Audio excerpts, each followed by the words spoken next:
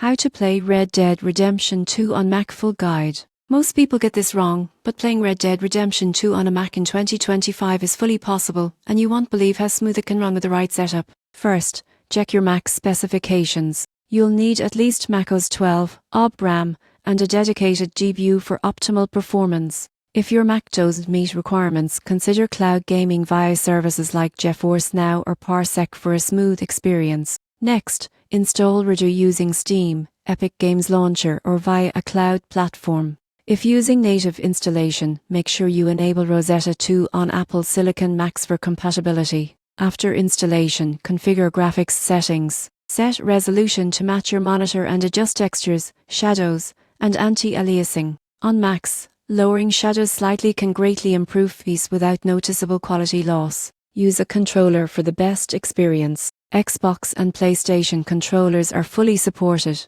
Connect via Bluetooth or USB and configure in the game settings. Keyboard and mouse are possible, but less immersive for horse riding and gunfights. In conclusion, playing Red Dead Redemption 2 on Mac involves checking specs, installing properly, adjusting graphics, and using a controller. Whether native or via cloud, following these steps ensures a smooth Wild West adventure on your Mac.